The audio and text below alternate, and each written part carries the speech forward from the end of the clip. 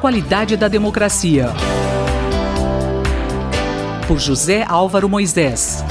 Professor José Álvaro Moisés, um balanço do ano? Sim, a coluna de hoje faz uma breve retrospectiva de alguns aspectos mais importantes do que ocorreu em 2018 e, ao mesmo tempo, aponta alguns aspectos que são importantes para o que vem pela frente e que nós viveremos em 2019. Nós estamos encerrando, de certa maneira, um ano que foi cheio de mudanças e de muitas significações. Na verdade, nesse ano, talvez o evento mais importante tenha sido as eleições para presidente da República, para o Congresso Nacional e para os governos estaduais que ocorreu entre outubro e novembro. O país iniciou um novo ciclo político com o resultado dessas eleições. O ciclo anterior, a chamada Nova República, se encerrou. Agora nós não temos mais aquela polarização que durante anos prevaleceu sobre a política brasileira entre o PSDB e o PT.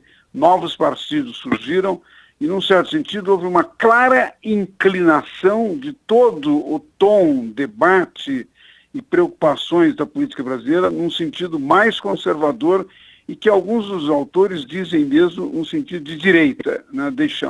Com a Nova República nós tínhamos tido um período democrático, progressista, baseado em partidos que tinham uma ênfase social muito grande.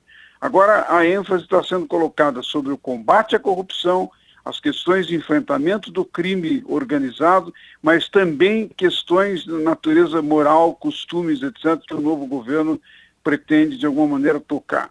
Acho que é interessante levar em conta que, com os resultados das eleições que deram entre o conjunto dos eleitores e dos votos válidos uma maioria muito significativa para o presidente eleito Jair Bolsonaro, é interessante levar em conta que o novo governo faz um anúncio, um desejo, digamos assim, de que o país vai entrar numa nova fase. Essa nova fase, como eu disse antes, estaria fortemente apoiada sobre o combate à corrupção, sobre o enfrentamento do crime organizado, mas também, principalmente, sobre algumas questões de ordem moral que afetam costumes de minorias, de setores importantes da população.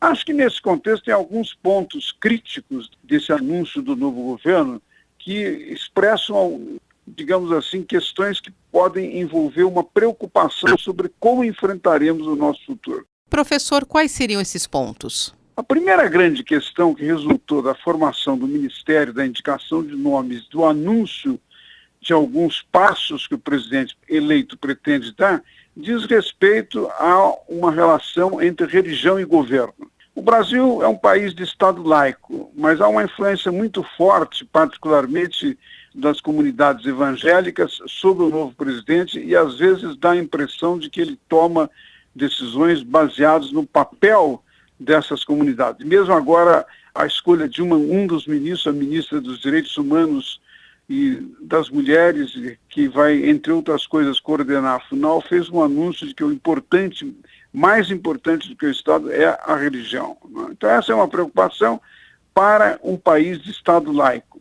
A segunda grande preocupação diz respeito aos compromissos internacionais brasileiros. Algumas medidas que foram anunciadas contraditam, por exemplo, compromissos como o Acordo de Paris, que tem um impacto muito forte sobre o meio ambiente. Então isso deixa uma dúvida.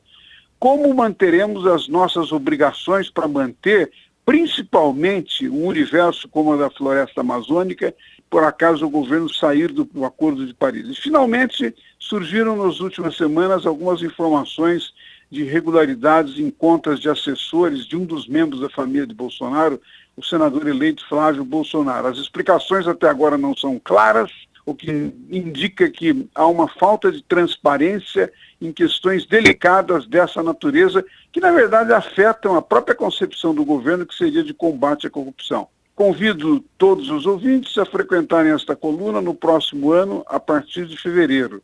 Essas preocupações que eu mencionei são coisas que devem guiar a nossa visão sobre o próximo ano. Muito obrigado. Eu, Simone Lemos, ouvi o professor José Álvaro Moisés.